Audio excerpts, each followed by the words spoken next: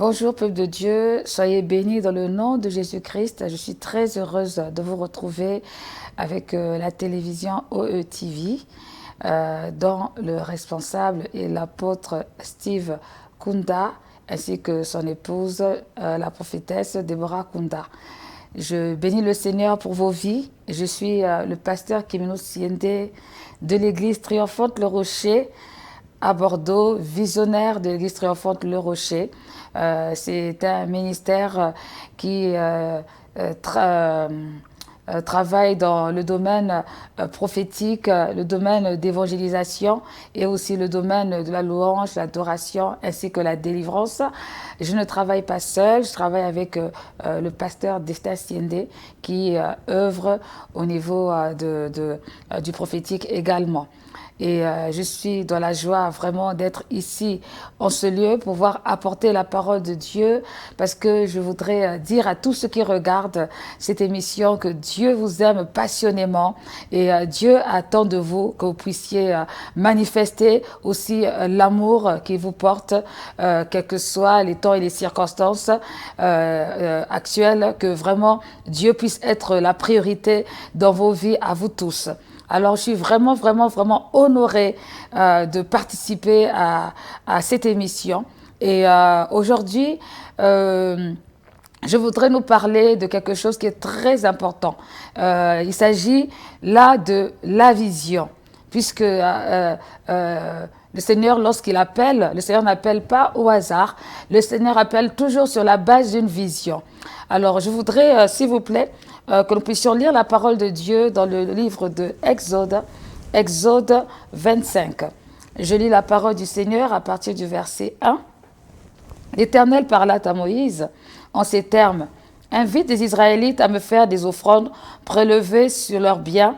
Vous accepterez tout homme qui la donnera de bon cœur. L'offrande qui me fera. Voici ce que vous accepterez en guise d'offrande, de l'or, de l'argent et du bronze, des filles de pourpre, violettes, de pourpre écarlate et de rouge éclatant, du fin lin blanc et du poil de chèvre, des peaux de bélier teintes en rouge, des peaux de dauphin et du bois d'acacia, de l'huile pour le chandelier et des aromates pour l'huile d'onction. Et pour les parfums à brûler, des pierres d'onyx et des pierres précieuses à enchâsser pour l'éphod et pour le pectoral. Le peuple me fabriquera un sanctuaire pour que j'habite au milieu de lui. Je te montrerai le modèle du tabernacle et de tous les ustensiles qu'il contiendra, et vous exécuterez tout exactement selon ce modèle. Je voudrais attirer notre attention sur le verset 9. Je te montrerai le modèle du tabernacle et de tous les ustensiles qu'il contiendra, et vous exécuterez tout exactement selon ce modèle. Alors, le thème de l'exhortation, c'est comment travailler avec le visionnaire. Comment travailler avec un visionnaire, qu'importe le type de visionnaire qu'on peut être, qu'on peut avoir en face de soi, comment travailler avec un visionnaire. Il faut savoir que quelqu'un qui reçoit une vision, reçoit la vision de façon d'abord spirituelle. Si on parle des choses spirituelles, c'est que la vision, elle reçoit d'abord de façon spirituelle. Et ça peut être pendant un temps de prière, ça peut être pendant un temps de méditation. Ce qui est vrai, c'est qu'on reçoit la vision, le visionnaire reçoit la vision, et cette vision, elle vient de Dieu. Cette vision, elle a pour but d'atteindre un objectif. Et lorsque Dieu a donné la vision ici à Moïse, de pouvoir construire le tabernacle, Dieu n'a pas dit à Moïse que Moïse allait travailler tout seul. Dieu a fait en sorte que Moïse reçoive la vision. Et Dieu a demandé à Moïse d'exprimer auprès de ceux qui l'entouraient comment devait s'accomplir la vision. Alors, bien aimé, ce n'est pas facile de travailler avec un visionnaire parce que un visionnaire est très exigeant et très souvent, on n'arrive pas toujours à le comprendre parce qu'on a l'impression qu'il fait un peu trop. Alors, pour travailler avec un visionnaire, la première chose qu'il faut faire, c'est comprendre la vision. Où est-ce qu'on va ? Par exemple, à l'église triomphante Le Rocher, la vision de l'église, c'est Jacques 4, verset 8, qui dit « Approchez-vous de Dieu et il s'approchera de vous ». Alors, Dieu va donner les moyens, différents moyens pour qu'on puisse se rapprocher de lui. Ça peut être par le moyen de la louange, l'adoration, la confession, mais aussi le moyen de l'évangélisation, les moyens, différents types de moyens que Dieu va donner au visionnaire qui doit expliquer à ceux qui l'entourent de manière à pouvoir atteindre la vision. Donc, les directives que le Seigneur va donner sont des directives qui doivent absolument servir pour l'accomplissement de la vision. Alors, quelqu'un d'autre de l'extérieur ne pourra pas venir dire le contraire de ce que Dieu a dit à ce visionnaire, par exemple à moi qui suis visionnaire de l'église triomphante Le Rocher. Donc, si quelqu'un arrive et qui veut intégrer l'église triomphante Le Rocher, c'est important d'abord qu'il comprenne la vision. Pourquoi la vision? Comment fonctionne la vision? Et où est-ce qu'on va avec la vision afin de pouvoir agir comme il se doit et de ne pas se retrouver en mauvaise posture. Donc, la première chose, quand on veut travailler avec un visionnaire, il faut comprendre la vision. La deuxième chose, c'est qu'il faut connaître la vision. Il faut connaître la vision parce que quand on connaît la vision, on peut être capable de l'expliquer.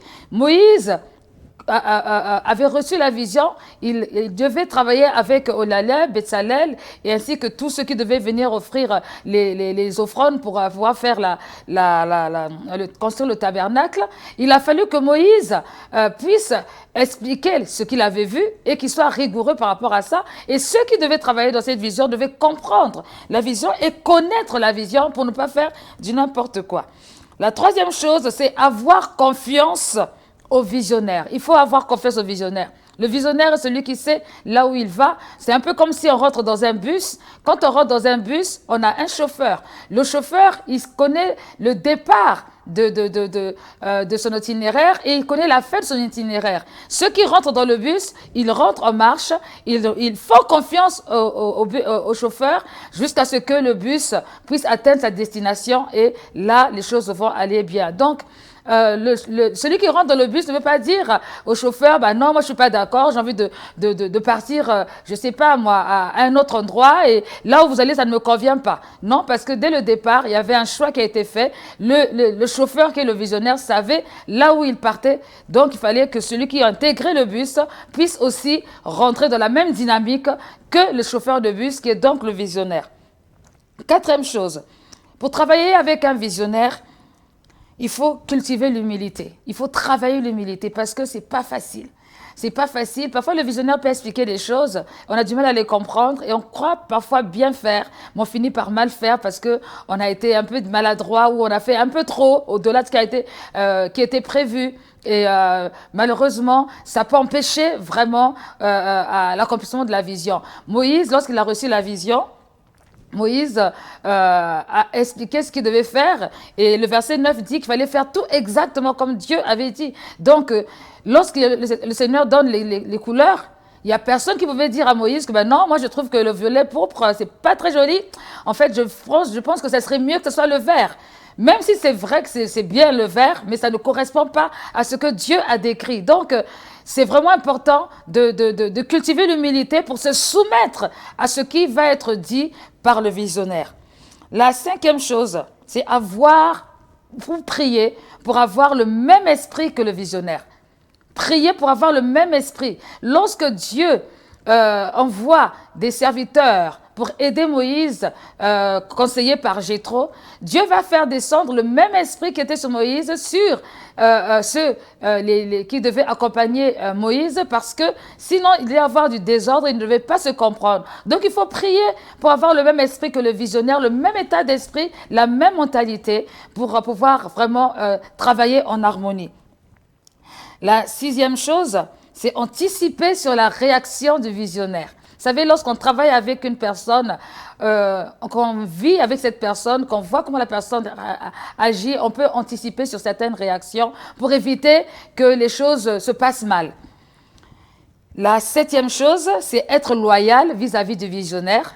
Être loyal, la loyauté, c'est quelque chose de très important lorsqu'on travaille dans un groupe.